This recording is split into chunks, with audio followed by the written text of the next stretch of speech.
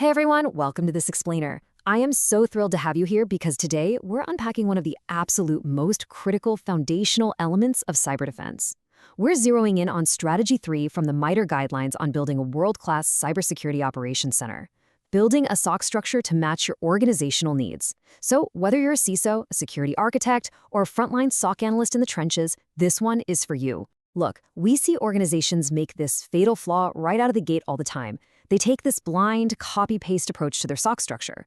They'll look at what some massive global tech enterprise is doing and then try to cram that exact same structure into their mid-size manufacturing company. And let me tell you, adopting a structure without looking at your unique business needs, your actual risk posture, and your existing IT footprint, it's a recipe for disaster. It literally just breeds inefficiency, severe analyst burnout, and massive blind spots. So today, we're going to look at how to do this the right way from the perspective of an elite security consultant. Here's our roadmap for today's briefing.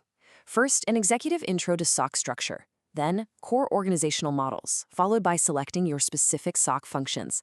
After that, we'll hit modern cloud and remote SOCs, dive into the world-class SOC perspective, and wrap it all up with key takeaways and next steps. Let's get into it.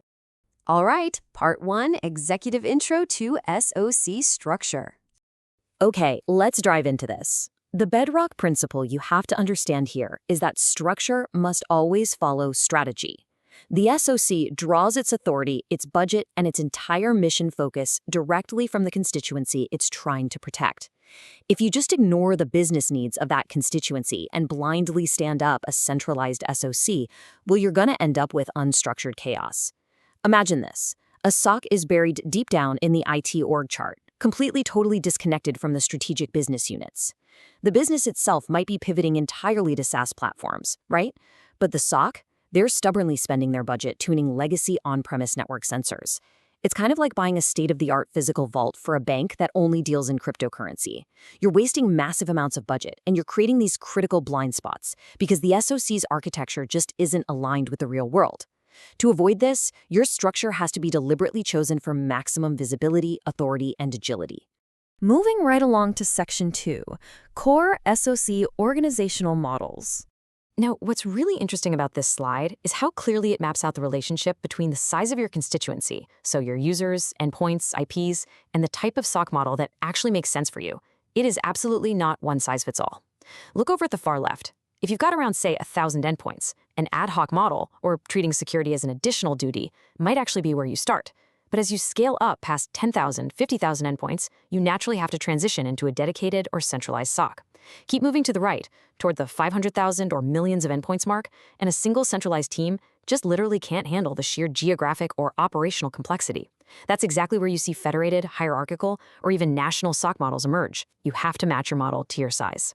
Let's break down these bureaucratic models into a quick, practical cheat sheet. The centralized model is your classic SOC.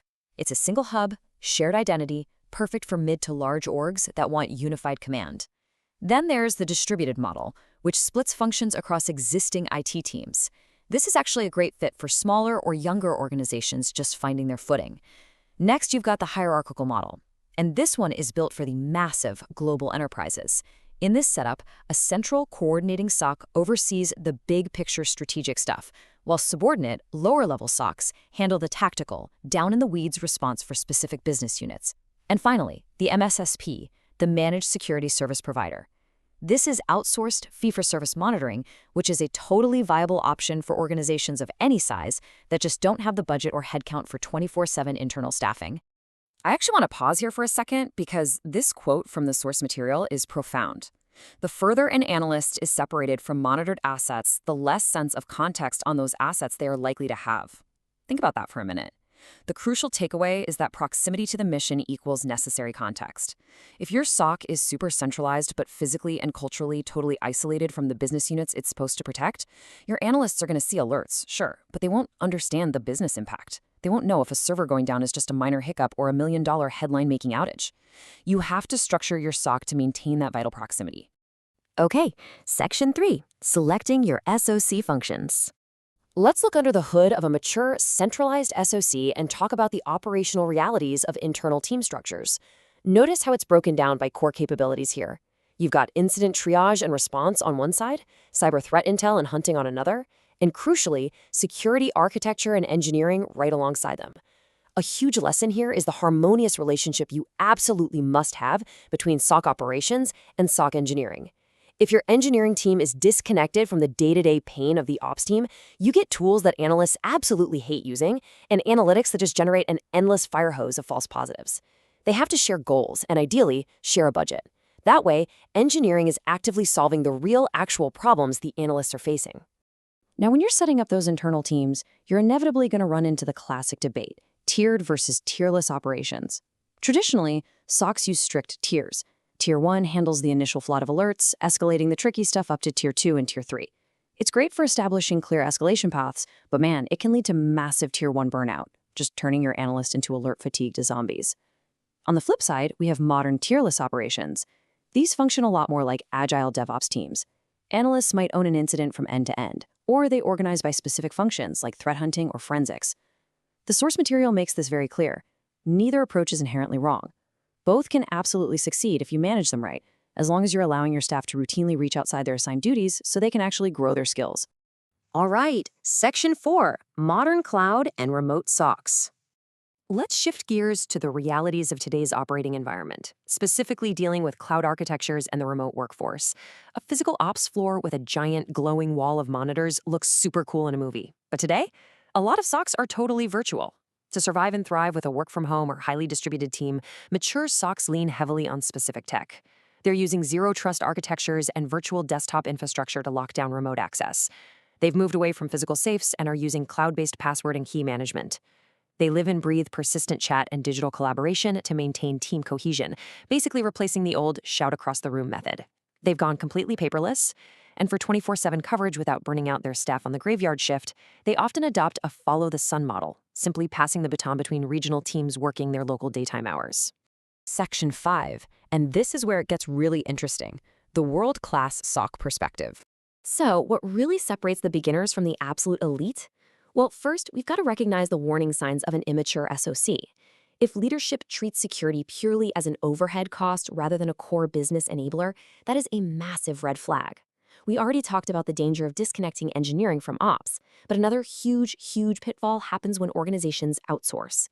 Beginner SOCs will hand everything over to an MSSP, effectively creating this black box. They don't mandate any knowledge transfer in the contract, and even worse, they fail to retain ownership of their own log data. Think about that. If that contract ends, they are left holding the bag with absolutely nothing. No playbooks, no historical data, zero situational awareness. It is a devastating trap of vendor lock-in. World-class SOCs, on the other hand, well, they do things a bit differently. They fully embrace a DevOps or agile culture, hyper-focusing on continuous improvement and automation. They actively smash down silos by enabling their staff to step outside their narrow lanes, really fostering that cross-training. And get this, they actually rotate their tool engineers into the operations seat periodically, so the engineers literally feel the pain of a poorly configured alert. Believe me, that fixes bad analytics incredibly fast. Furthermore, elite coordinating SOCs don't just sit up high and pass down edicts. They provide real, differentiated value to their subordinate teams, like hosting isolated cyber ranges where their analysts can actually practice red team, blue team scenarios with live malware. All right, that brings us to Section 6, key takeaways and next steps. We've covered a ton of ground today, so let's boil this down to some actionable quick wins you can take back to your team. Number 1, take a hard, honest look at your constituency size. Are you using the right organizational model? Don't try to force a centralized structure if a hierarchical one is what you actually need to scale. Second, quick win, get your ops and engineering teams aligned. They really need to share goals and a budget line to ensure the tools actually serve the analysts. Third, prioritize modernizing your remote access and extending your visibility deep into your cloud and SaaS environments. And finally, for a long-term maturity goal, build a culture that just constantly strives for cross-training and the aggressive automation of any routine tasks. But here's the elephant in the room. We have to face reality for a second. You can design the most beautiful, perfectly aligned, highly automated SOC structure in the world. You can have the best, most expensive tools and a limitless budget. But a world-class structure is utterly useless without world-class talent to run it. Who is actually going to be sitting in those seats? How do you find them in the middle of a massive global talent shortage? And maybe more importantly, how do you keep them from burning out and leaving? That is the ultimate challenge, and it's exactly what we're going to dive into next time as we unpack Strategy 4, hire and grow quality staff. Thank you so much for joining me on this explainer, and I will see you in the next one.